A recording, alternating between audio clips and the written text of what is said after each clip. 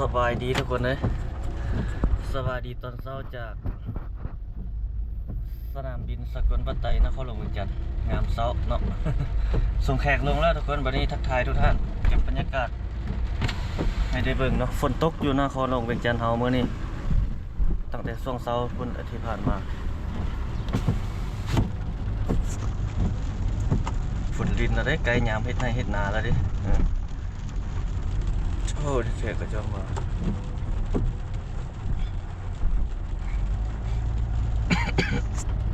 ยนต์นี่ ตอนเช้าเขาเจ้าก็บินเนาะก็บอกให้หนูตอนเช้าทุกคนฝนตกนะฝนตกเขาเจ้าก็บินเขาเจ้าน่ะขึ้นวิทย์สั้นเฟือเนาะแล้วมันก็สิโอเค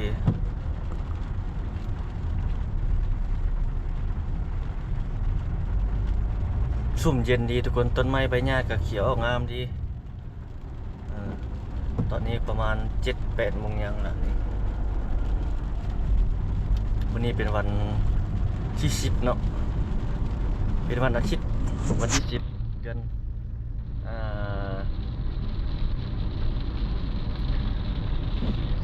5/2026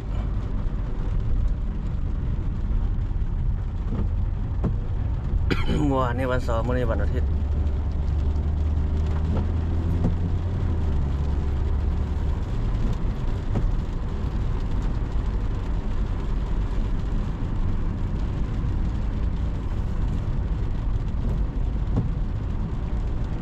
สภาพการสัญจร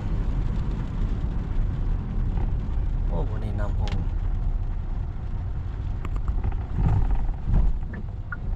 ไปพอทันแล้วได้จอดวันนี้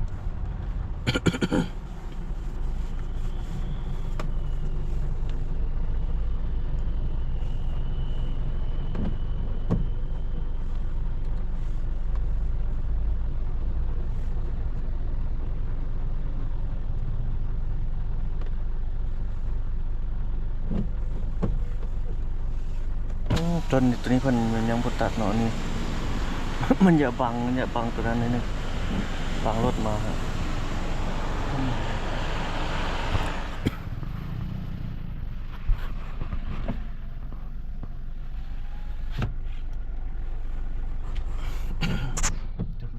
เติบได้นี่90 ปลายนาที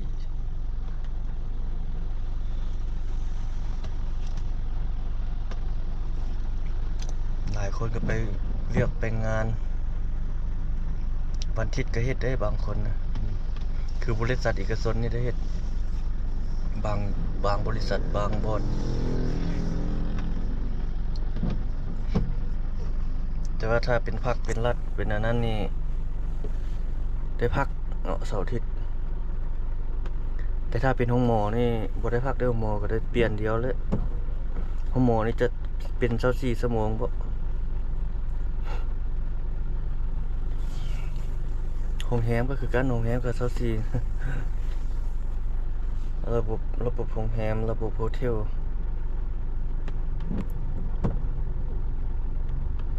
อันนี้เราเก็บบรรยากาศยามเช้าให้ทุกคนได้เบิ่งเนาะมันฝนตกแล้วเบิ่งคือว่าซุ่มหูซุ่มตาดีขนาด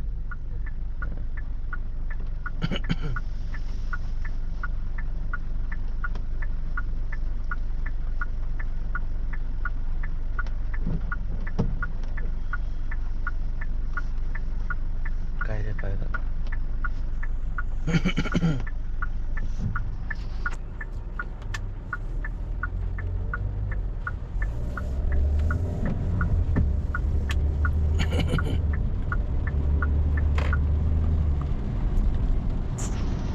ตกยามเช้าโอ้รถลงเลยรถบ่ค่อนข้างว่าบ่มีเนาะ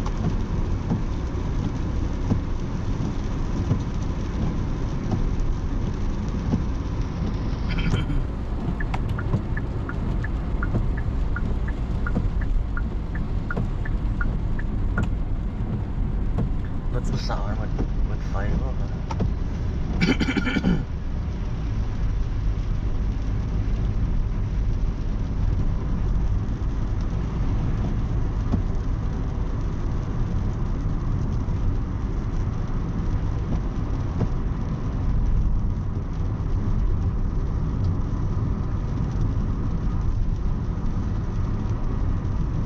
อยู่บ้านในห้องกินโอ้ยจะเห็นอะไรสูงเลยมีบางหลังกระทับมั่งได้อยู่ที่แถวนี้คนใดวะเจ้าหากับมั่งไหมกายแล้วที่บอกทางหลังโอ้อยู่บนนี้เลยมันมั่งไหมเวทไหมบังเวท โอ้บนนี้นำหงทางเล่นไว้สวัสดิ์มื้อเช้าเขาเห็นรถประดูคันหนึงเล่นจอดแล้วเพราะว่ามีบวดน้ำยันเล่นไปด้วยความไวมันไปจื้อบวดน้ำจอด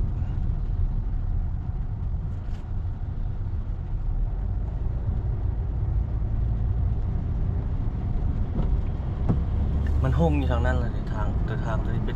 ป็นห้อมลงทางนั้นนะเป็นอีกรถมันก็น่าจะแปลงใหม่อีกเลยนี่ลวดเพิ่มเอาเนาะ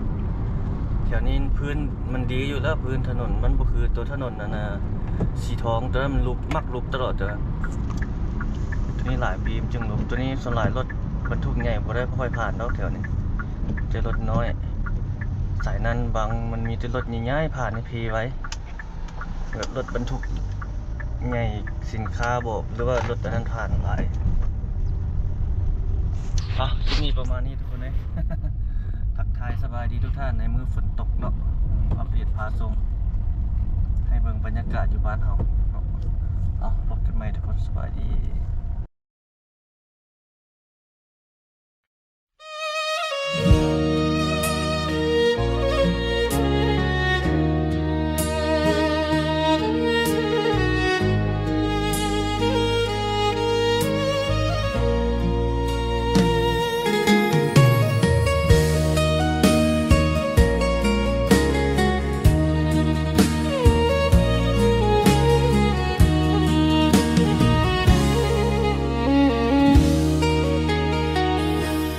บ้านพ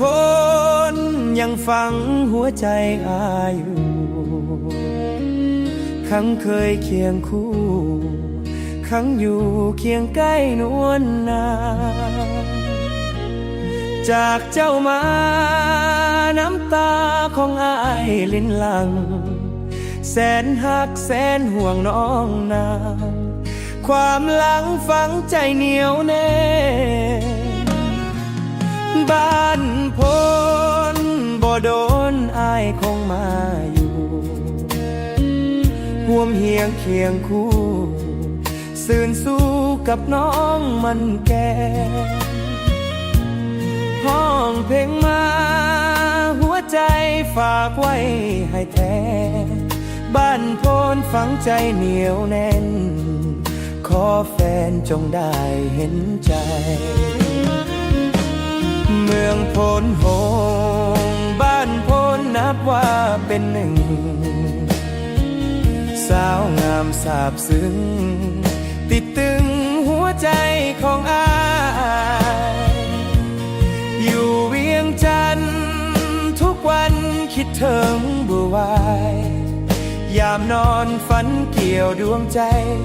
นอนหลับไปอ้ายฝันเห็นหน้าบ้านพนเป็นพนฝังใจอายอยู่ยังหาเคียงคู่ฟังอยู่บ่ได้ลืมลาน้องจงคอยล้อคอยอายก่อนเถิดนะปีนี้หรือว่าปีหน้าอายจะมาสู่ขอนวลนาน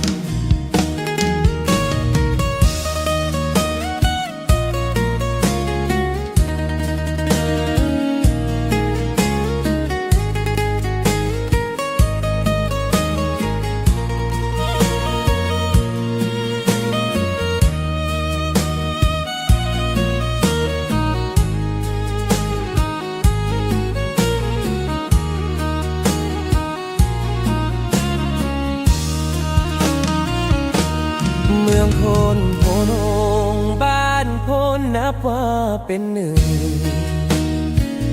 สาวงามสาบซึ้งติดตึงหัวใจของอายอยู่เวียงจันทน์ทุกวันคิดถึงบ่ไหวยามนอนฝันเกี่ยวดวงใจ นอนหลับไปอ้ายฝันเห็นหน้า บ้านโพนเป็นโพนฝังใจอ้ายอยู่ ยังหักเคียงคู่ ฟังอยู่บ่ได้ลืมลา น้องจงคอยรอคอยอายก่อนเถิดนา ปีนี้หรือว่าปีหน้าอายจะมาสู่คอนลวนนา